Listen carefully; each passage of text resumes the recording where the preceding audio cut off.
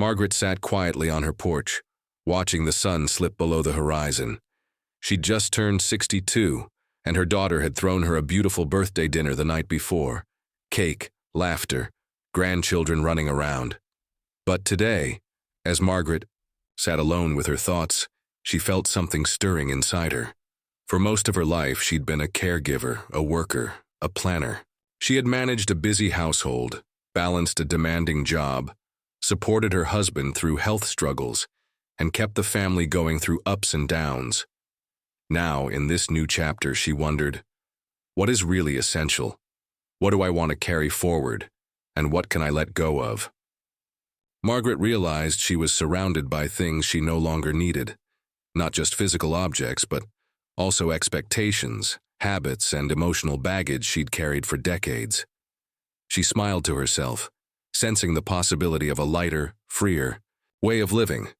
Reaching your 60s is indeed a meaningful milestone, one that invites reflection, wisdom, and a shift in priorities. After decades spent building a career, raising a family, managing relationships, and navigating life's challenges, you arrive at a point where the most valuable things are no longer material or tied to status. Instead, they revolve around peace, purpose, health, and meaningful connection. Yet many people, like Margaret, carry unnecessary burdens, outdated habits, and misplaced needs well into their later years, adding stress, clutter, or emotional weight they no longer need. It's easy to fall into the trap of thinking you must keep up with everything and everyone, that you must maintain old routines just because you always have, or that you must hold on to things simply because they've been part of your life for so long. But here's the truth. After 60, simplifying your life can be one of the most freeing gifts you give yourself. It's not about withdrawing or giving up. It's about releasing what no longer serves you, so you can focus fully on what truly matters. Simplifying can mean many things. For some, it's about decluttering the home, letting go of clothes that no longer fit, books you'll never read again, or household items that no longer bring joy. For others, it's about simplifying emotional commitments, stepping back from toxic relationships, saying no to draining obligations, or releasing old regrets that weigh heavy on the heart. When Margaret began this process, she didn't rush. She started with one drawer, clearing out clothes she hadn't worn in years. Then she looked at her calendar and gently stepped away from a few social groups that no longer felt meaningful. She even took time to reflect on her own inner dialogue, noticing how often she criticized herself for past mistakes or worried about things she could no longer control. With each small act of letting go, Margaret felt lighter. She discovered more space, both in her home and in her mind, for the things that truly enriched her life. Quiet mornings with a cup of tea, visits with her grandchildren, long walks in nature, and the simple pleasure of reading a good book without distraction. Letting go after 60 isn't about loss, it's about making room. Room for peace, room for health, room for joy. It's about recognizing that life is precious, and your time, energy, and attention deserve to be spent wisely. So as you stand at this milestone, ask yourself, what no longer serves me? What am I ready to release? And what do I want to welcome more of in this new season? In the chapters ahead, you have the chance to shape a life that feels lighter, freer, and more aligned with your true priorities. Let go of the burdens that aren't yours to carry anymore. Embrace the gifts that nourish you, your spirit. You've earned this time, and you deserve to live it fully and joyfully. First, you no longer need everyone's approval. In earlier years, it's natural to seek validation from colleagues, friends, neighbors, and even acquaintances. When you're young or in the thick of building a career, raising a family, or making social connections, it can feel important, sometimes even essential, to be liked, respected, or accepted by others. You may have spent years wondering if you were making the right choices in others' eyes. Did people approve of the clothes you wore, the car you drove, the career path you followed, the way you raised your children? But after 60, you've earned the right to live according to your own values, not other people's expectations. This stage of life is often called the freedom years, Not because all responsibility vanishes, but because you gain the wisdom and perspective to realize you don't need external validation to feel fulfilled. Maybe you want to wear clothes that feel comfortable and joyful, not just what's fashionable. Maybe you decide to spend your days gardening, painting, or volunteering instead of pushing yourself to keep up with others' busy schedules. Maybe you choose to live in a smaller home or a quieter town, even if others don't understand why. Not everyone will agree or understand, and that's perfectly okay. Approval is fleeting. True inner contentment lasts much longer and brings deeper satisfaction. When you live aligned with what matters most to you, you no longer waste energy chasing applause or acceptance. You come home to yourself, and that is one of the richest gifts this season of life can offer. Second, you don't need a house full of stuff. Over the decades, we all accumulate things: furniture, clothes, kitchen gadgets, keepsakes, photo albums, books, paperwork, decorations, souvenirs, and more. For a long time, these items may have served a purpose or brought comfort. But clutter doesn't just fill up your home, it fills up your mind. After 60, simplifying your physical environment can bring a powerful sense of peace, clarity, and even relief. Many people find that they feel weighed down by things they no longer use or love. A closet packed with clothes that no longer fit or suit your lifestyle. Shelves full of books you'll never read again. A kitchen crammed with tools for recipes you no longer cook. Trinkets or furniture inherited from family or friends that you keep out of guilt, not joy. This is the perfect time to take a thoughtful look around and ask, what do I actually need? What brings me joy or serves a meaningful purpose? What am I holding on to just out of habit, nostalgia, or obligation? Decluttering doesn't have to be overwhelming or rushed. You can start with one drawer, one shelf, or one room. You might choose to gift special items to family or friends who will appreciate them. You might donate gently used clothes or household goods to local charities. You might even consider downsizing your home if it feels too large for your current needs. The result? A living space that feels lighter, calmer, and more aligned with your current life. A home that welcomes you instead of overwhelming you. And, perhaps most importantly, a sense of freedom. With less clutter, you open up space, both physically and mentally, for the things that truly matter. You create room for hobbies you've always wanted to explore, for meaningful conversations, for quiet reflection, and for spontaneous adventures. Margaret, a woman in her early 60s, recently decided to tackle the packed basement she had been avoiding for years. As she sorted through old boxes, she realized she was holding on to things, not because they were useful, but because she felt guilty letting them go. But little by little, as she cleared the space, she felt her shoulders lighten. She found a box of old letters she wanted to reread, a long-lost set of paints she was excited to use again, and a clearer, more welcoming space she could transform into a cozy reading nook. For Margaret, decluttering had friends who stood by your side through thick and thin, and perhaps others who disappeared when times got tough. You may have family members who fill your heart, and others who leave you feeling small, frustrated, or unappreciated. At this stage of life, your emotional well-being is too precious to spend on people who constantly drain or hurt you. This doesn't mean cutting off everyone who annoys you or expecting every interaction to be perfect. All relationships come with challenges, and occasional disagreements are part of human connection. But what matters now is paying attention to the pattern, the overall energy certain people bring into your life. Do you have a friend who always criticizes or belittles you, even in the name of helping? A relative who only calls when they need something, not because they care how you're doing?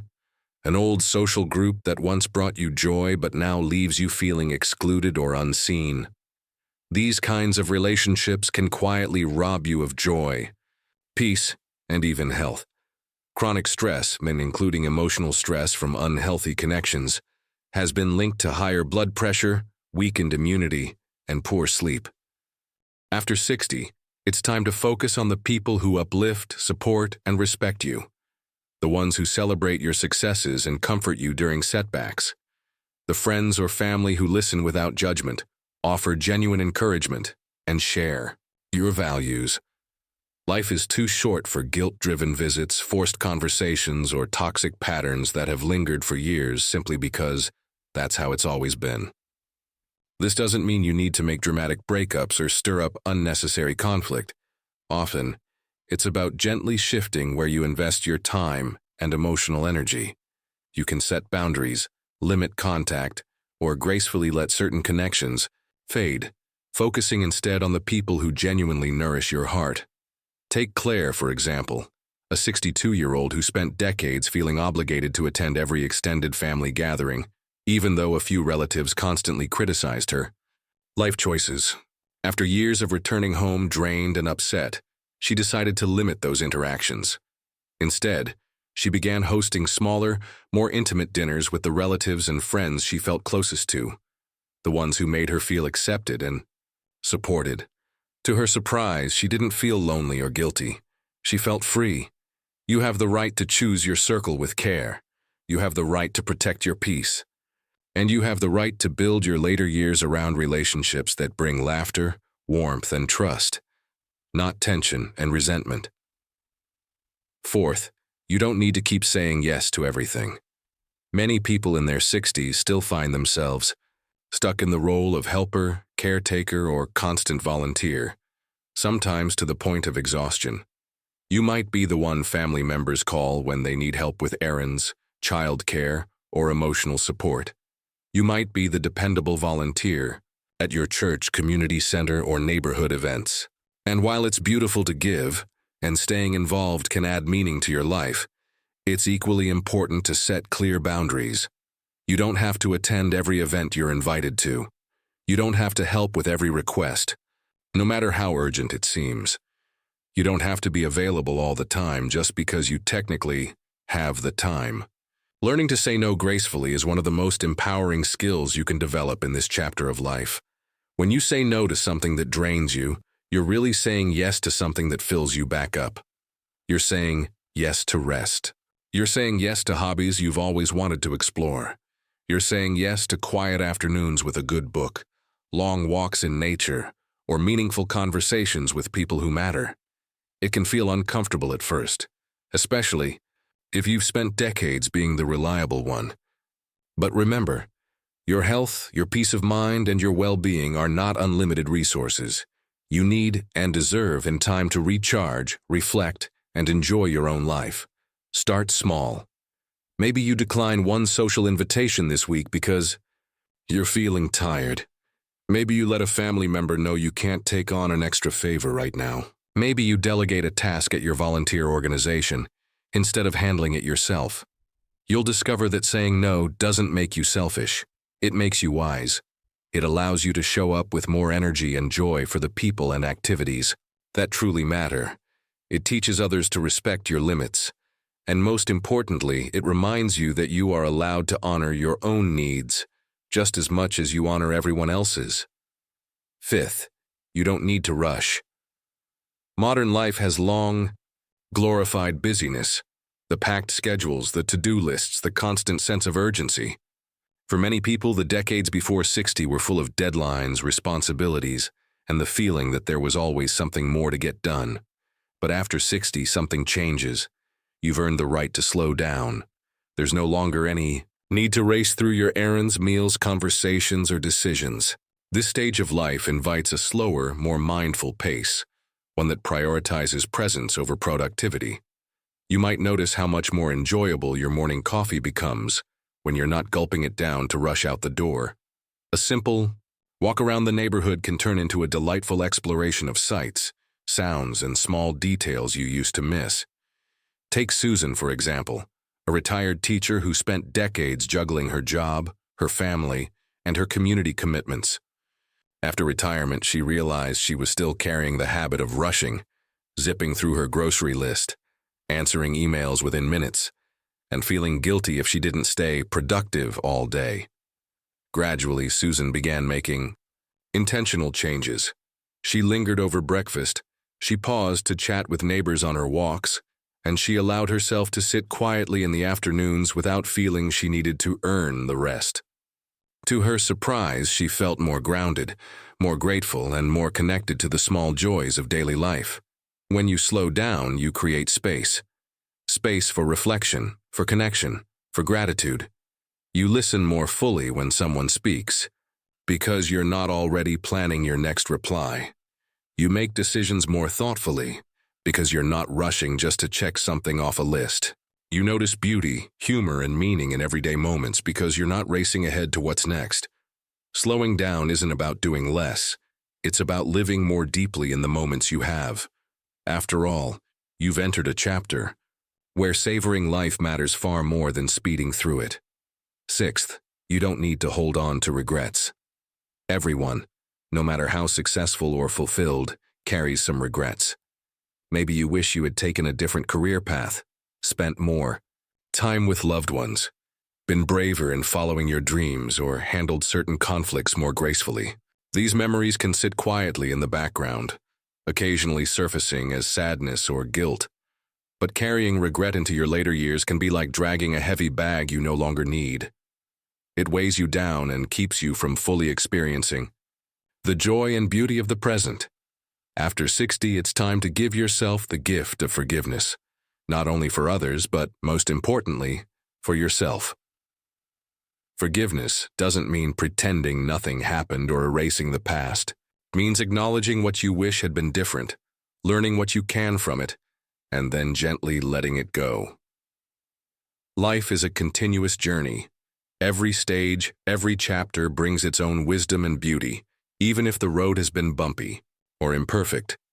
Consider Tom, a 68-year-old man who spent years regretting that he didn't spend more time with his children when they were young because he was focused on building his business.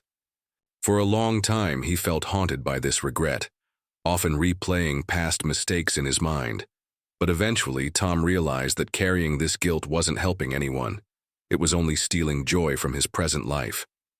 He began focusing on the relationships he could nurture now, having regular calls with his adult children, planning family gatherings, and showing up fully in the moments they shared. Instead of living in the shadow of regret, he chose to live in the light of today. You, too, deserve that freedom. You deserve to enjoy the beauty of today without being haunted by the mistakes or missed chances of yesterday. Final thoughts. Simplifying life after 60 isn't about giving up or withdrawing. It's about making space. Space for peace, for health, for joy, and for meaningful connection. When you let go of what no longer serves you, whether it's material possessions, toxic relationships, unnecessary obligations, constant busyness, or lingering regrets, you open the door to a richer, more fulfilling chapter. This is your time to embrace what truly matters. You've spent decades learning, growing, and caring for others. Now is the moment to care for yourself, to honor what brings you peace, and to fill your days with the things and people that truly nourish your spirit. You've earned this season of life. You've earned the right to simplify, to savor, and to choose wisely where you invest your time and energy. And as you do, you'll discover that life after 60 isn't about winding down. It's about opening up to what's most meaningful and beautiful.